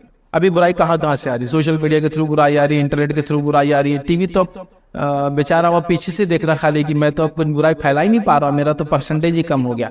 हैंडसेट से चूंकि उसका मात दे दी उसको, है ना। उसके बाद ड्रग्स के थ्रू बुराई आ रही है, ज़िना के थ्रू बुराई आ रही है, फहश के, मतलब एन नंबर ऑफ चीज है, मैं आप गिना नहीं सकता आपको इतने से पदबे के अंदर 2-4 मिनट के अंदर कई बुराई आ रही है। तो आपको समझना है कि मेरे खानदान में बुराई कहाँ से आ रही है और मैं कैसे रोकूंगा उसको। खानदान के जिम्मेदार को ये नहीं मालूम कि बुराई कहाँ से आ रही है, बल्कि वो खुद बुराई में डूबा हुआ है और अपने बच्चों को कह रहा बेटा ये कैसे करते मुझे जरा बताओ। ये हुआ। देखिए लॉकडाउन के पहले का माहौल बिल्कुल अलग था, उसके पहले के मेरे खुतबे भी अलग। लॉकडाउन ने जो बुराई लाई वो एक अजीब किस्म की थी, मतलब बूढ़े से बूढ़े आदमी को वेब सीरीज क्या होती पता चल जाए। अब जना वेब सीरीज 150 पहले एपिसोड की सीरीज, 150 दूसरे एपिसोड की, 150 तीसरे एपिसोड की, 150 5वां सीजन, और पूरे सीजन देख लिया, अब 90 वो सीजन देख। अब फिर दूसरा बाप का खत्म हो गया तो दादा का खत्म हो गया तो बाप क्या रहे, बाप का फिल्म खत्म हो गई तो बेटे के सीजन चालू हो गए, बेटे के सीजन तो पोते की सीजन चल रहे, और वो चलते जा रही। फिर वो खत्म हो गया तो फना में देखना शुरू कर दिया, ये वेब सीरीज और वो फ्लिक्स और ये फना और वो वीडियो सब उसमें लग गए। तो अब क्या हो गया, अजीब माहौल बन गया। अभी घर के अंदर दादा भी बैठे हैं और बच्चों को बताया दादा ये सीरीज चलती इनकी, अभी उसका ये एपिसोड चल रहा है, उनका डिस्कशन भी चल रहा है, दादा क्या चल रहा, अरे अपने हीरो ने इतनी हद तक पहुंच गया, इतना मार दिया, फना कर दिया, ये कर। और बड़ी ताज्जुब की बात है, कुछ लोग इसको दीन के फैलाने का जरिया भी समझ रहे हैं, मतलब अकल मारेगी। हर कौम ने अपने मजहब और मजहबी रहनुमाओं के लिए सीरीज बना दी है। आप क्या जोश दे रहे हैं, मतलब किसको देख के जोश ले रहे हैं? कुरान और सुन्नत के आपके लिए काफी नहीं था दीन को समझने के लिए, ये सब था। तो वो लॉकडाउन के बाद दादा भी लगे हुए, अब्बा भी लगे हुए, बच्चे भी लगे, तो ये अब क्या हो गया, बुराई कॉमन हो गई। तो बुराई कहाँ से आ रही है समझना है, बुराई मीडिया के थ्रू सबसे पहले आती है। दूसरा, बुराई की कई अक़साम है जो माहौल में चल रहा है। अखलाकी बुराई आ रही, जिस्मानी बुराई जो ज़िना की शक्ल में, शराब की शक्ल में, नशों की शक्ल में कर रहे हैं, और कई बुराइयां। ये सब बुराइयों को आपको समझना है और बुराई को देखने के बाद अपने बच्चों के साथ डिस्कस भी करना है बैठ करके। देखो बेटा मुझे पता चला कि कोई ऐसी बुराई है जिसमें लोग ऐसा नशा करते हैं, मैं उम्मीद करूंगा कि तुम सब कुछ करना बेटा, कभी गलती मत करना। और बच्चे बोले अच्छा ऐसा भी होता है, उनको इन्फॉर्मेशन हम देंगे, फिर कहेंगे इसको ना बोलना बेटा, जब भी सामने कहना मैं ये काम नहीं करता, मुझे पहले मेरे वालिदा ने बताया ये गलत है। मेरा बच्चा अब जवान हो गया और उस दहलीज पे चला गया, क्या वो उसका जिस्म डेवलप हो गया, अब वो एक मुख्तलिफ इंसान, मतलब वो बच्चे से मर्द बन रहा है, तो मैं उसको बताऊंगा बेटा तुमको ना बोलना सीखना है, इसलिए कि दुनिया में फितना है, लोग तुमको अपने तरफ बुला सकते हैं, तुमने ना बोलना सीखना चाहिए। जैसा यूसुफ ने ना कहा था उस ऑफर को जो जुलेखा ने दिया, ना बोलना सीखना है। और ये होता है, लोग तुमको बुला सकते हैं, बुराई की तरफ बुला सकते हैं, ज़िना की तरफ बुला सकते हैं, इश्क मिजाजी की तरफ, तुमने बोलना नहीं मैं ये नहीं करता, एक मैं मुसलमान हूँ, तो उसको बोलना सिखाइए। उसको ड्रग्स के खिलाफ ना बोलना सिखाओ। उसको कोई बताए कि ये देखो, तो वो कहे नहीं मैं ये चीज नहीं देखता हूँ, क्योंकि मेरे वालिदा ने पहले सिखा दिया ये चीज नहीं देख सकता, ना बोलने वाला बने। कोई उसको ऑफर करे ये पियो, वो कहेगी जज़ाकल्लाह, मैं लेकिन ये काम नहीं करता हूँ, उम्मीद करता हूँ आप भी इसको छोड़ देंगे और दुआ करूंगा अल्लाह ताला से वो पीछे न जाए। तो ये होना चाहिए। लेकिन हमारा मामला ये कि हम डिस्कशन नहीं कर रहे, बच्चे फितनों मुब्तला होते जा रहे हैं, फिर जब वो फितने में चला जाता है तो पूरा समाज को उसरा। इस्लाह का कोई तरीका है ही नहीं। किसी की काउंसलिंग सेंटर्स मौजूद नहीं है, काउंसलिंग सेंटर जिसको आप जाते हैं जहाँ आके अपने बच्चों की जो शराब पीते हैं, जो नशा करते हैं, जो बुराई में लग गए, उनकी इस्लाह कुछ भी नहीं है ना। तो सिर्फ कोसना है सवाल, मतलब एक आदमी जानी बन गया तो तू कंप्लीट जिना कर और जिना ही कर पूरी जिंदगी, तू शराबी बन गया तो पूरे जिंदगी शराब पी, चुके हम कोसते रहेंगे, इस्लाह तो तेरी करने वाले है नहीं। तो सिस्टम नहीं है सुधार का, बिगाड़ समझ नहीं रहे, तो कैसे होगा? तो कम से कम अपने खानदानों में तो बनाएंगे ऐसा सिस्टम कि जहाँ बैठ कर डिस्कस करें, बेटे बुराई यहाँ से आ रही है और ऐसी ऐसी रफ्तार से आ रही है, आप लोग ये मत करना, ये करना, ये हलाल है, ये हराम है, ये करो, ये मत करो, ये सब सिखाइए अपने खानदान में। तो इंशाअल्लाह अज़ीज़ फिर एक खुशहाल जिंदगी की तरफ हम बढ़ सकते हैं। तो बहरहाल इस मुख्तसर से वक्त में, इस जुमा के खुतबे में जो मुझे मुनासिब लगा, खुशहाल या एक बेहतरीन खानदानी जिंदगी हम कैसे गुजारे, उसके 5 उसूल मैंने आपके सामने रखे। सारे के सारे उसूल कुरान और सुन्नत से साबित होते हैं, याद रखें। हमें चाहिए कि इन तमाम को हम अमल में लाने की कोशिश करें, और हम ज़ाहिर से छोटे छोटे कदम से चीज़ें शुरू होती है, बड़ा कोई तब्दीली अचानक नहीं आती, छोटी छोटी तब्दीलियों से बड़ी बड़ी तब्दीलियाँ आती हैं।